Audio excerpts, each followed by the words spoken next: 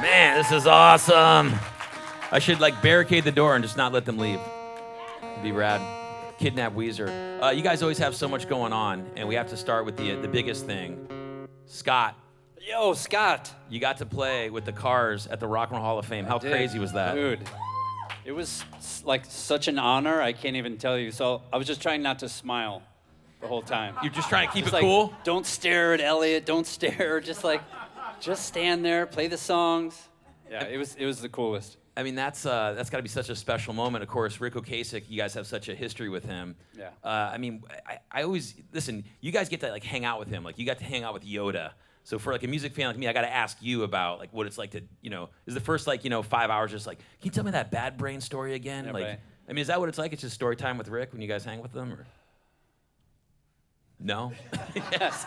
Well, I mean, they've worked with them since the very beginning. recorded. So What's This that? is being recorded, this part? I think so. I don't know. Then I'm not going to tell the Yeah, story. yeah, okay. he was just really, really gentle and kind when since I met him, and really loving and nice, but like no bullshit. And I thought he really brings out great performances in us, I think.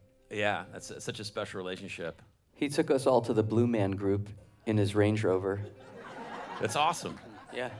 Now, when you guys see Scott playing with them, are you like, God, man, I wish I would have picked up the bass, and I wish he would have asked me to play with him? Is there a little bit of jealousy, or have you guys all jammed like car songs with Rick in the studio?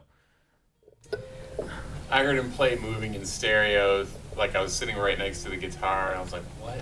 How is this possible? Like it's him doing it." It's like I don't know, it freaked me out. Yeah. I'm like, I want to be like a little like thing on your shoulder in those moments. It's so awesome. My most surreal moment with Rick was at his house when he's standing next to an Andy Warhol painting of himself, like in the doorway, and there's the It was cool. And you go to him, you're like, can you walk across that pool, man, like you did in that video? Can you do that for me, man? You guys are coming back to the Bay in August, playing with another legendary band, the Pixies, which has to be exciting, right? You guys get to spend a lot of time with Frank Black. Rivers, you ever like have a little powwow with him, go on a camping trip with him or anything? I've been trying to get in touch with him recently. I found out he lives in Amherst, Massachusetts.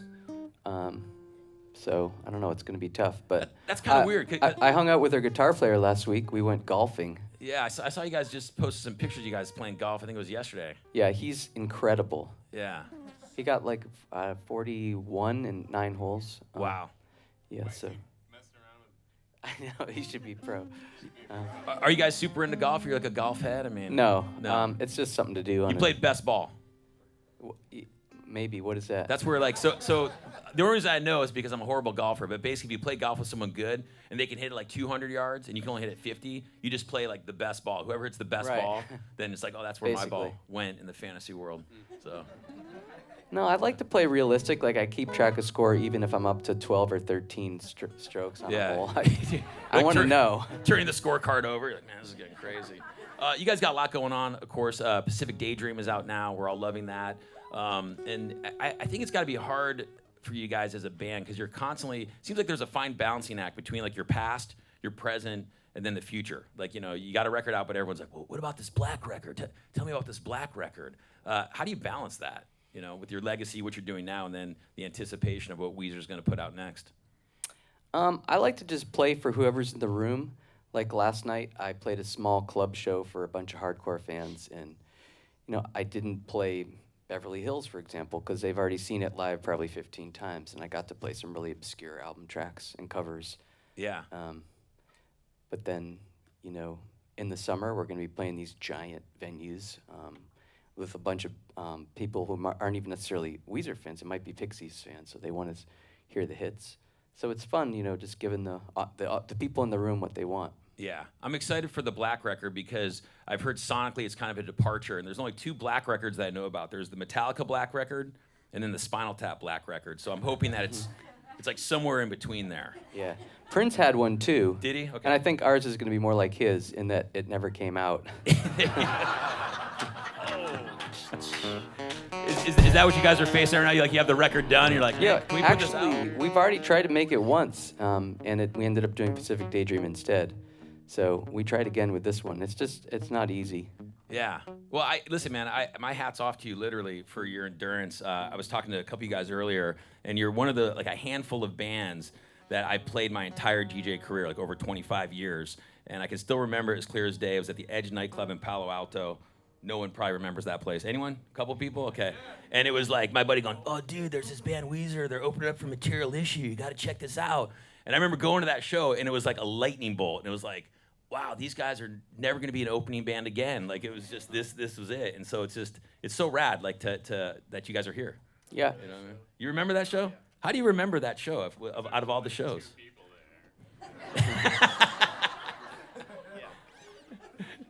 Because there was only 2 people there? There was a handful of girls there. I remember them. One of them was named Pinky. I don't know why that stuck to my head. Really? That's amazing. That's crazy that you guys actually remember that show. I think there's about more like 25 people though. It's weird that she's probably like in her late 30s now, right? Pinky, where are you? Yeah, I have a feeling Pinky. There's a whole backstory that there's some kids in the room, so we can't go into that. But we appreciate that. I do want to talk about. I know you guys, have the Black record basically done, but I heard a story about you, Rivers, and I got to validate this because it sounded crazy to the average person. Probably not crazy in the Weezer world, but I heard that you write lyrics constantly, and you kind of keep a catalog of them, and that you paid a programmer to program some type of code. So if you need a lyric, is this true? Yeah. Maybe you can explain it better than I can. Well, it's ongoing, and like, do you know Fiverr.com? Yeah. So like, they can hook you up with random people in Russia or China or something, or Bangladesh, and they can write computer programs for you. So occasionally I'll go on there, I'll come up with a new idea. Like, I want to be able to look through all my lyric database and find something that has a particular rhyme or stress pattern or something like that. So they'll add the code in there. It's real easy to, it's better than like flipping through your phone trying to find a lyric when you're looking for that last line of the second verse. So it's like your own personal like lyric app. So you're like, okay. It's like Rhyme Zone, but just with my lyrics. Yeah. That's awesome. Like, most musicians that I talk to, and especially when I get into how they write a song, it's like, hold on, I got this napkin, and I got this thing. It's kind of like if you watch Homeland when she's like super crazy and has all the pins with the string. Right. It's like that, and I was like, wow, man, like Rivers has like this whole thing where he just, picks up a thing and types in, like, I need a word that rhymes with like, street, bacon, thank you, macon, and he'll get a bunch of his lyrics written up. Yeah. It's awesome. It's genius. And then finally, I got to ask, like I said, the past, the present, and the future. Next year, 25th anniversary of the Blue record. Is there anything percolating in the brain? Any kind of, you're going to do like a special release, like a see-through blue vinyl picture disc or something, or, No, I'm not big on like anniversaries or anything. Like, I gotta just remember my anniversary with my wife. And Absolutely. I can't forget that one. That's a smart man. That's probably why he's June still around. 13th. Yeah. That's my birthday. Don't fuck me up. Remembering the wife's anniversary, that's why he's still here on this planet, and they're still a band, probably. They take care of the important stuff. Guys, thanks for playing for KFOG. Thanks for coming out. Wente Vineyards, thanks for pouring the wine for everyone. And let's hear some more Weezer music. Put your hands together.